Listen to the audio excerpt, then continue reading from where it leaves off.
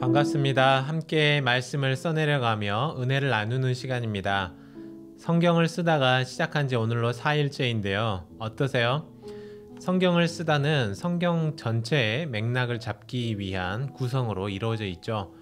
함께 성경을 창세기부터 쭉 읽어 나가면서 성경이 어떤 책인지, 또 오늘 하나님께서 우리에게 이 말씀을 통해 성경 속에 담겨진 하나님의 어떤 뜻을 우리에게 알리고 싶어 하시는지 날마다 조금씩 알아가는 귀한 시간이 되면 좋겠습니다. 오늘 함께 살펴볼 말씀은 출애굽기 3장 8절입니다. 화면을 보며 함께 읽어보겠습니다. 내가 내려가서 그들을 애굽인의 손에서 건져내고 그들을 땅에서 인도하여 아름답고 광대한 땅, 젖과 꿀이 흐르는 땅, 곧 가나안 족속, 헷 족속, 아모리 족속, 브리스 족속, 히위 족속, 여부스 족속의 지방에 데려가려 하노라. 아멘. 네, 방금 읽은 말씀을 따라서 건져내고 데려가려고 라는 제목으로 말씀을 함께 살펴보도록 하겠습니다. 오늘 말씀의 배경을 잠깐 말씀드리자면 모세가 애굽에서 도망쳐 나온 후 40년이 흘렀습니다. 이제는 정말로 애굽 땅, 자기 백성들과는 멀고도 먼 거리에서 자기만의 삶을 살아가고 있었습니다. 그러나 하나님은 모세를 잊지 않으셨고 또 자기 백성 이스라엘을 잊지 않으셨죠. 하나님이 정하신 때가 되어서 이제 하나님은 출애굽의 역사를 이루기로 하시는데요. 이를 위해 가장 중요하게 생각하셨던 것이 바로 지도자를 세우는 일이었습니다. 그래서 여기 출애굽기 3장에서는 하나님께서 모세를 부르는 놀라운 장면이 등장합니다. 떨기나무 속에 불로 나타나셨는데 그 하나님을 보여주시면서 모세가 앞으로 해야 할 일을 일러주셨습니다. 이 장면을 보면서 참 놀라운 것들이 많이 있었지만 두 가지만 언급하고 넘어가자면요. 먼저 하나님은 모세가 잊고 살았을 그 조상들에 대한 이야기를 꺼냅니다. 아브라함, 이삭, 야곱을 말씀하면서 그들과 세우셨던 그 하나님의 언약을 생각나게 하시는 것이죠. 또 한 가지 장면은 모세가 하나님을 배우는 것이 두려워서 얼굴을 가리는 장면이 등장하죠.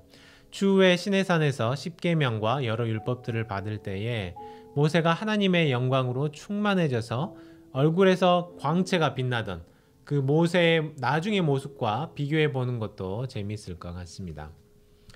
먼저 우리는 앞선 7절 말씀을 통해서 자기 백성들을 잊지 않으시는 그 하나님을 발견하게 됩니다.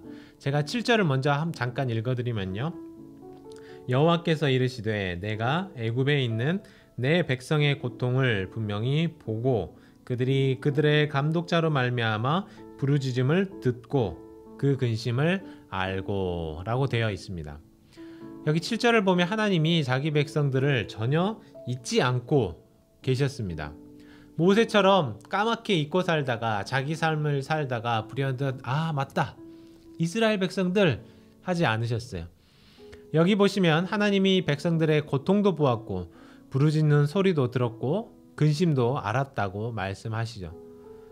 그러나 이 정도의 일은 사실 주변에서도 공감 능력이 조금 강한 사람들이면 누구나 할 수 있을 만한 일입니다. 그런데 하나님은 자기 백성들의 이 고통과 근심을 눈으로 보고 귀로 듣고 머리로 알고 거기서 그치지 않으시고 행동하셨어요. 바로 그들을 직접 구원해 내기로 하셨습니다. 오늘 8절 말씀에 가장 먼저 등장하는 동사가 있는데요. 바로 내려가다 라는 동사입니다. 하늘에 거하시며 자기 백성들을 굽어 살피시던 하나님이 이제 그들의 고통의 현장으로 직접 내려오셨어요. 행동을 본격적으로 시작하신 것입니다. 사랑하는 백성들을 더 이상은 시궁창 속에 내버려 두지 않으시기로 하셨습니다. 우리도 살아가다 보면 내 주변 사람들의 그 아픔을 함께 경험하게 됩니다. 그때마다 우리는 위로의 말을 건네기도 하고 그들의 아픔에 공감하기도 합니다. 그러나 또 우리는 자기만의 또 삶이 있죠. 그러다 보니까 다른 사람들의 아픔을 금세 잊고 또 나의 삶을 살기에 바쁠 수밖에 없습니다. 그게 어쩌면 우리 인간의 모습일 것 같아요. 하지만 하나님은 달랐습니다. 삶의 현장에 내려오시고 그들의 삶을 실제로 바꾸기 위해 액션을 취하셨어요. 이제 이 놀라운 구원의 역사를 이루기 위해 모세를 부르시고 그를 이스라엘의 지도자로 세우십니다. 그리고 옛날의 약속을 되뇌이시죠. 그들을 그 땅에서 인도하여 아름답고 광대한 땅, 젖과 꿀이 흐르는 땅, 가나안 족속의 땅으로 데려가려 하노라. 하나님은 분명하게 말씀하셨어요. 그 땅이 어떻게 좋은지도 말씀하시고 지금 누가 사는 지역인지도 정확하게 말씀하시고 어떤 모습의 땅인지 정확하게 말씀하십니다. 하나님의 약속이 뜬구름 잡듯이 두루뭉실하지 않다는 것이죠. 하나님의 약속은 구체적이고 정확합니다. 그래서 모세에게도 정확하게 그 약속을 떠올릴 수 있도록 말씀하십니다. 구덩이에 빠져서 허우적대고 있던 자기 백성을 더 이상 그 속에 두지 않으시고 구원해 내셔서 어떻게 하실지를 알려주십니다. 이스라엘은 처음 요셉과 그의 아버지 야곱이 애굽 땅에 이른 지 400년 동안 정말 많이 성장했어요. 일개의 가족에서 이제는 누구도 무시할 수 없는 엄청난 숫자의 민족으로 성장했습니다.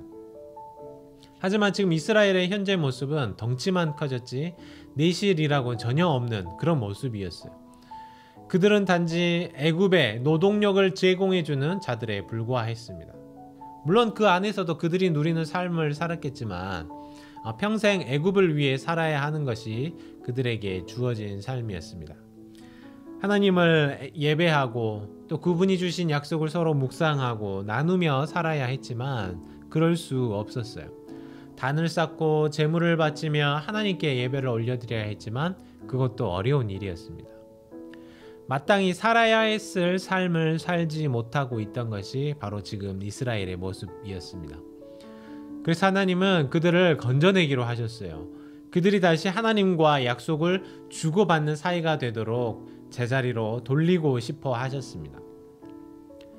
하나님의 이름을 날마다 찬송하며 경배를 올려드릴 수 있도록 해야 했지만 내 삶이 여전히 피곤하다는 이유로 힘들다는 이유로 우리는 언제나 하나님을 섬기는 일이 뒷전이 될 수밖에 없었습니다. 하나님은 자기 백성이 오직 하나님만 사랑하기를 바라셨어요.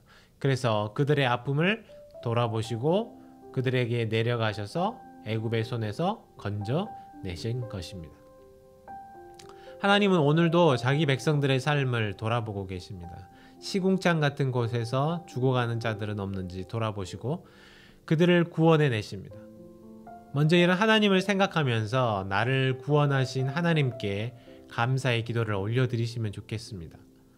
또 한 가지는 하나님이 나의 삶을 놓치지 않으시고 기억해 주시는 것과 같이 우리도 오늘 하루 나의 이웃들의 삶을 기억하고 돌아보는 시간이 되면 좋겠습니다. 함께 기도하겠습니다.